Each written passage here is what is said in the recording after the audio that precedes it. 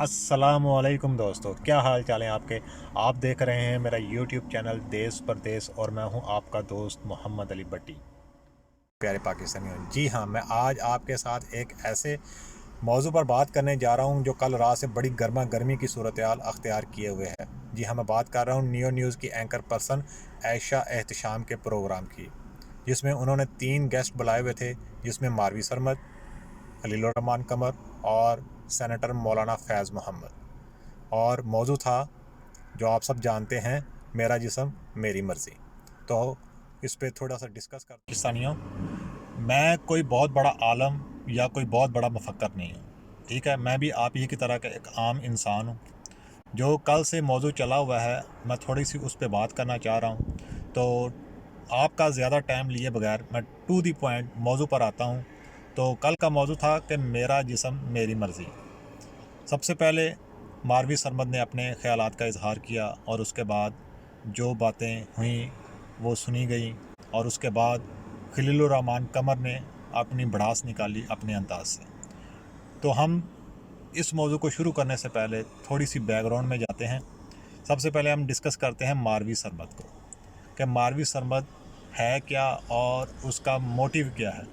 फिर हम बात करेंगे खलीलुर रहमान कमर की, कि वो हैं क्या और उनका मोटिव क्या है। तो मारवी सरमद की तरफ आते हैं, तो देखते हैं कि मारवी सरमद को सुनना शुरू किया है तो उनका मोटिव पूरी दुनिया को मालूम है, पूरे पाकिस्तान को मालूम है कि उनका मोटिव क्या है। जी, मेरा जिस्म मेरी मर्ज़ी, आज़ादी मार्च, औरतों की आज़ादी।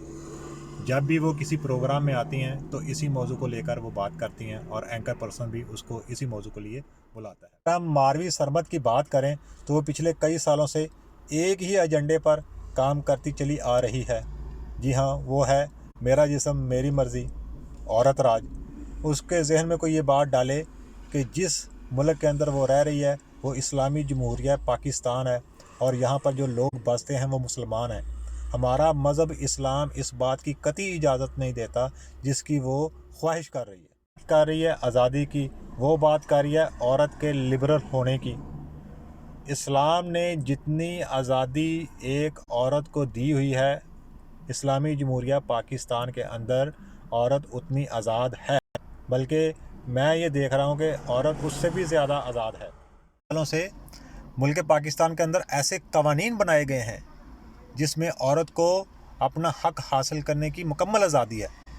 अगर उसका कोई हक सलब हो रहा है तो उस कानून पर अमल पैरा होकर वो अपना हक हासिल कर सकती है, कानून का दरवाज़ा खटखटा सकती है।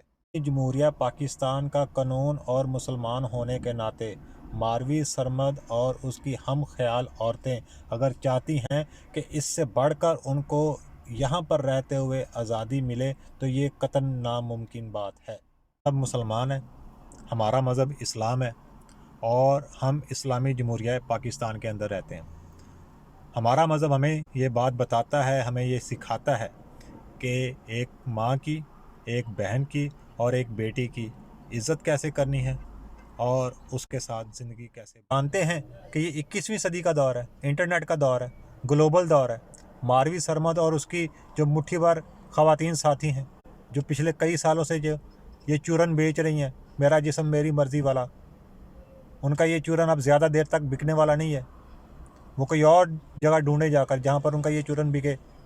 हमारी माएँ, हमारी बहनें, हमारी बेटियाँ सब जानती हैं कि इस्लामी रवायात को किस तरह बरकरार रखना है, हमने कैसे ज़िंदा रहना है। हम उनकी इज़्ज़त करना भी जानते हैं और वो हमारी इज़्ज़त करना भी जानती हैं।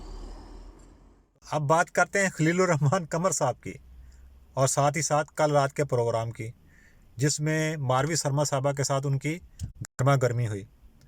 खलीलुर रहमान कमर साहब के मुंह से कुछ चंद ऐसे नाजेबा अल्फाज निकल गए जो किसी भी औरत के अज़मत के शयान शान नहीं है। मैं उन अल्फाज की पुरज़ोर मज़म्मत करता हूँ कि ऐसे अल्फाज उनके मुंह से नहीं निकलने चाहिए थे जो किसी भी औरत की अज़मत के ख़िलाफ़ हों।